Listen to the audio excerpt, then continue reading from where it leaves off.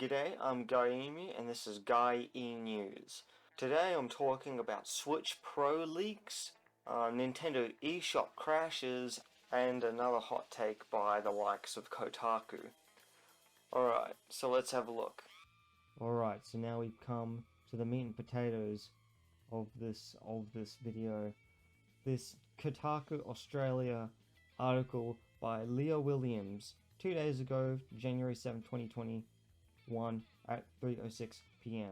Stop comparing games to Breath of the Wild. No. That's my answer to that question. I will compare games as much as I want. And that's not a criticism. Games can be compared to other games. I mean, it's unfair if you compare like an RTS to an FPS, because those are two completely different experiences.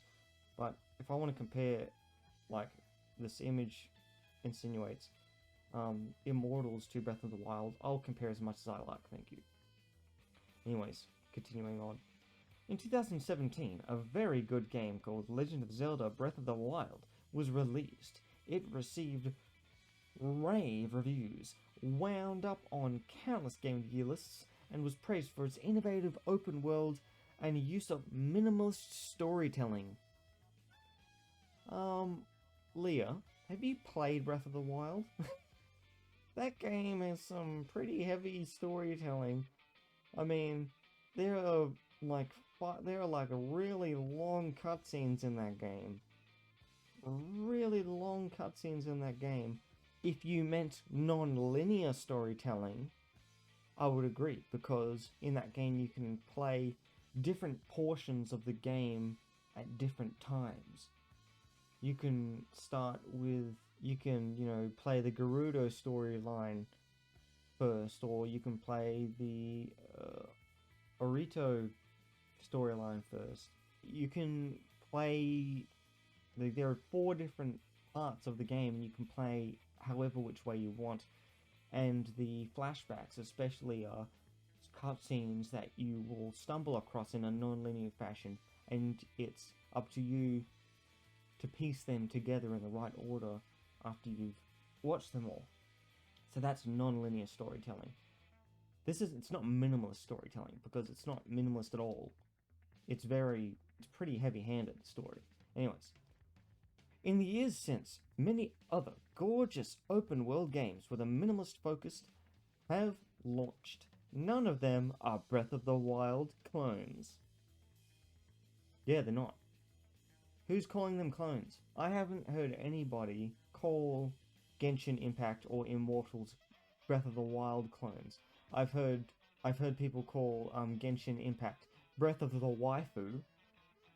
I've heard people call Immortals, it's a Breath of the Wild-like game, because it is. It shares heavy similarities in terms of its open world and game design, which is obvious, just by looking at it. That's not a bad thing, but nobody's calling it a clone. A clone insinuates that it is a stark copy. They're not, obviously. Because why would you want to buy a stark copy when you can just buy the original thing? Anyways, it's a label that's become a strange catch-all term for any game making use of a stylish open world, climbing mechanics, or player-led adventures. What the fuck does that mean? Player-led adventures? I'm pretty sure every game is a player-led adventure, because I'd be surprised to find a game where the game just plays itself, like a clicker on a mobile phone, you know?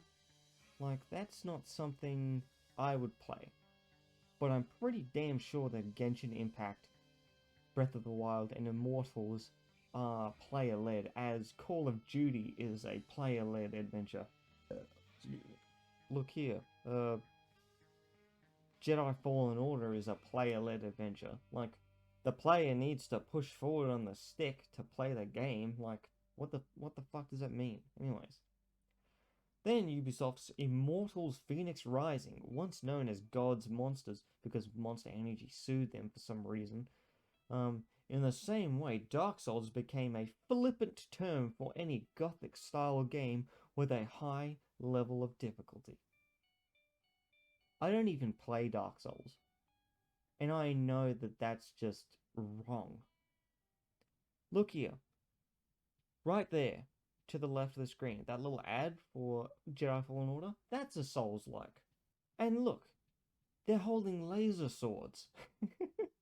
A Souls-like. It's not a Dark... We don't call Souls-likes Dark Souls clones. We call them Souls-likes. And a Souls-like includes game design elements like timing and skill-based combat, bonfires, save points where you can upgrade your character and refill your health packs, while also respawning the enemies in the area. Large open-ended maze or dungeon like levels that require exploration to find gear and shortcuts to said bonfires. This is the game design that Souls-likes incorporates, right? It doesn't even have to be a third-person game. It doesn't even have to be a first-person game. It could be an isometric game. Souls-likes is a game design thing. It's got nothing to do with it being a Gothic-style game with high difficulty, because high difficulty is something that's inherent to that game design, which is what you should be talking about. Anyways, Breath of the Wild has become the measuring stick for all open-world action adventures. No, I don't think so. I'm pretty sure that Postal 4 isn't taking pointers from Breath of the Wild. But calling either game a Breath of the Wild clone is unfair, sure. Where is your proof that people are calling them clones? Because I haven't been hearing people calling them clones. I've been hearing them call, like, Breath of the Wild-like games. Let's call them Wild-likes, because Legend of Zelda Breath of the Wild is a pretty fucking long game to abbreviate into a game design term. So let's call them Wild-likes. While they all share bright open worlds and similar exploration mechanics, yup, the differences are far clearer when you dive into each game on its own. Yeah. Genshin Impact has a focus on cutesy characters and world-spanning quests. This is why I didn't play Genshin Impact. Firstly, I don't want to play a free-to-play gacha game, because, sure, the Breath of the Wild game design is the part of the game that actually interests me. I love that Breath of the Wild game design. I love it. It's fun, it's interesting, it's freeing, and it's fun. It's such good game design. But the fact that it's a free gacha game, it's just asking me to waste my time and suck my wallet dry, really. That's what it wants me to do. Eventually you're gonna hit that paywall. Eventually you're gonna go like, oh fuck, now I've got to grind for hundreds of hours just to get this one character. That's the part that's keeping me from playing the game, right? Otherwise I would play it, because it's a wild-like game. That's what's keeping me from playing it. And I'm sure that's what's keeping a lot of other people from playing it too. And world-spanning quests, I'm pretty sure Breath of the Wild had world-spanning quests in it, okay, Leah? Immortals Phoenix Rising is a dialogue-heavy action-adventure peppered with quests and complex environmental puzzles. Breath of the Wild had environmental puzzles in it too, Leah. You played it, right? And the dialogue-heavy stuff, it's all voiceover. I think it's all Perseus and Zeus, like, narrating over what's happening in the game. And then there are the big cutscenes where you free the gods. In many ways, it plays out like a miniature Assassin's Creed Odyssey. It is made by the same developers after all, which is true. It's made by Ubisoft Quebec, Odyssey and Immortals. The criticism both games faced appears to come from two factors: their open-world style gameplay and exploration mechanics. Like Breath of the Wild, both games feature climbing and gliding mechanics that require the conservation of stamina. Leah, nobody's criticizing these games for having similar game design and controls to Breath of the Wild. They are simply comparing them. There's nothing wrong with comparing them. It's human nature to compare things. It's human nature for a person to have an experience and go, oh, that's similar to this experience that I've had in the past. It's fine. No one's calling them clones, and even if they were calling them clones, I am sure that it's not a negative. Here's an example. When Doom WODs were coming out, developers were using the Doom engine to create their own first-person shooters. They were calling them Doom clones back then, in the 90s. And then it eventually became first-person shooter. Then, Metroid came out, and that had the Metroid gameplay style where you explore a large map and unlocking abilities unlocks different portions of the map. People were calling similar games Metroid clones, and now they're called Metroidvanias. The name Metroid is in the term, and it is not a derogative term. It is now a staple of game design. As I am calling Genshin Impact and Immortals wild likes, that is not a criticism. That is simply acknowledging its inherent game design choices. Anyways, they also pepper gameplay with challenging puzzles and collectibles, but there's a core difference between a clone and a game that wears its inspiration. I would say, like, you say that, but you are not providing anything that actually supports that claim. I just said something that supports that claim. You are emphasizing the clone word as like this no-no word, this clone as this insult, this slur, when like I'm hearing nobody saying this, and if they did, and I doubt they did, it wouldn't be a friggin' slur, it wouldn't be a criticism. The developers behind Genshin Impact acknowledged their love for Breath of the Wild, when initial reports suggested the game was trying to profit from Zelda's major success. I wasn't hearing those, like, reports. I mean, like, you're not citing anything, so... But they also made clear the game would build on its own identity through an original story, an intriguing cast of characters, and different styles of gameplay. You mean the free-to-play gacha elements?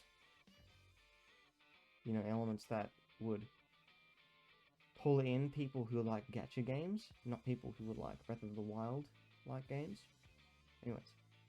Reviews for the final release unanimously decided the critics were wrong to draw comparisons between the two titles. You've cited this Wired article. Genshin Impact is too good to be a Zelda clone. By Cecilia D. Anastasio. You know this person, don't you, Leah? You're friends with this person, aren't you? I can tell. You're saying reviews for the final release unanimously decided the critics were wrong. This is one person. On Wired. Who reads Wired? Gamers don't read Wired. One article from a friend of yours doesn't make it a unanimous decision. It's just your echo chamber. And I could very well be in my own echo chamber not hearing these criticisms that you're saying, but like... These claims are so out of left wing that's like, I am the audience for these games, and I am not hearing this shit that you were touting. Like, I damn well will get Immortals, because I love Breath of the Wild so much. I want more of that game, and the combat in that game looks really good and really interesting, really different from Breath of the Wild. From the reviews that I watched, and I watched a few reviews, a few in-depth reviews, and yes, it is very similar to Breath of the Wild, and that's not a bad thing, because I still want to get it. But I'm not avoiding Genshin Impact because it's a clone. I'm avoiding Genshin Impact because it's a free-to-play gacha game. Okay? Leah? Anyways, many reviews, including Kotaku's own, made clear it wasn't the shameless clone it was previously made out to be. Who was saying this? Nobody. Video games have a long history of iteration and building on formulas that work. Modern innovations like the Nemesis system found in Shadow of Mordor later appeared in Assassin's Creed Odyssey. Yeah, because it's a cool idea. That's how shit works in the gaming industry. The idea of a sanity meter, first found in tabletop RPGs like Call of Cthulhu, has become a staple of the horror genre. As the saying goes, there's nothing new under the sun. And the same is true for... I've never heard someone say that. And the same is true for video games. Popular mechanics often find their way into newer, different games. Yeah. Fair enough. Your point? Calling Genshin Impact and Immortals Phoenix Rising clones does a disservice to the passion and thought behind both games. It also sets up false expectations for their audiences. Are you kidding me? I have zero false expectations for Immortals. I don't. I know what that game is. I watched the reviews. I didn't watch any pre-release speculations. I didn't watch any, like, hit pieces, listen, read, watch any hit pieces to those games purely because of some game design choices that they made. I am the audience for Immortals Phoenix Rising. I will get that game because of its inherent game design decisions. The false expectations that you are talking about, you are creating by emphasizing this clones slur. It doesn't exist. This negative clones like rhetoric that you're pushing, it's not real. You are creating this to create this article because you are inventing this criticism. You are inventing an enemy to denounce, an enemy that doesn't exist. If you've yet to dive into Immortals Phoenix Rising, you might be surprised to learn it's actually a strongly narrative-focused adventure about the struggle of the Greek pantheon against the monster known as Typhon. I mean, if you replace Greek pantheon with Heroes of Hyrule and Typhon with Calamity Ganon, it sounds very similar to Breath of the Wild, doesn't it? While it shares DNA with Breath of the Wild in its action-adventure set in an open world, that's a very simplistic way to put it. I think it's a very reductive way to put it, personally. I think it's more reductive than the clones. The combat environmental puzzles differ very drastically. I mean, the combat, yeah. But the puzzles are all based on the climbing, the gliding, and the physics-based object manipulation. There are different, like, moves, like picking up the rock instead of, like, and throwing it instead of, like, picking up a metal object and dropping it, or, you know, shooting a bow and arrow, and shooting a bow and arrow where you can control the actual arrow as it's flying. They're similar, but they're not the same. To your point, it's not the same, but it is similar, and to deny the similarities is kind of ignorant. As does its combat system and quest-based gameplay. I think a lot of games have quest-based gameplay, Leah, including Breath of the Wild. Outside of the game's cartoonish visuals, there are only rare similarities. Players looking to dive into Breath of the Wild-like game will be sorely disappointed. That is ridiculous claim. Of course, I like Breath of the Wild, so I will get Immortals. That is my motivation. All the reviews I watched said, if you like Breath of the Wild, you will like this game. All of them. I am sure I will not be disappointed if I play Immortals coming into it with the guise of a Breath of the Wild-like game. Again, you are projecting this onto a group of people that don't exist. To be clear, it's a fantastic game and superbly entertaining, but it's not a Breath of the Wild clone by any measure. The same can be said for Genshin Impact. They're both great games on their own right, and a cynical comparisons between them and Breath of the Wild only discourage players from experiencing the fun. It sounds like this rhetoric that you've invented in your own head is discouraging you from enjoying the game. And sure, they offer different adventures in different contexts, but the game design is very inspired. Very inspired. And inspired is a compliment, by the way, Leah. I'm not calling it a clone, I'm calling it inspired. I'm calling it a like game. It's not derogative. You're being derogative by insinuating that this clone's rhetoric exists. Video games will always build on what came before. Breath of the Wild was a game with huge significance. Check your grammar there. It changed what players expected from open world games. I don't think so. I'm pretty damn sure that people didn't expect more from Far Cry 5 after playing Breath of the Wild. I mean, sure, Far Cry 5 introduced the same sort of non-linear storytelling, and game design, but people weren't looking to Breath of the Wild to inspire Far Cry 5 or inspire Shadow of War. Arguably, it also changes how players viewed the function of narrative in gameplay. Kinda, yeah, with the non-linear stuff, not the minimalist stuff. Its influence can be seen strongly in the latest iteration of open world games, and it's likely it will continue to change how video games are made. That's a good thing. Who said it's a bad thing? If games were completely original every time, nothing would stick. The reason why first-person shooters is the most popular genre is because of how Doom pioneered it. People realized, oh, this is fun, this is cool. First-person shooting is actually interesting and fun. People didn't disregard Blood because it was a Doom clone. People loved Blood, and they made a sequel to Blood, and they just released a Blood remaster just recently.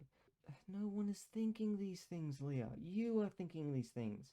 You've created an enemy, and you are arguing a point to an enemy that doesn't exist.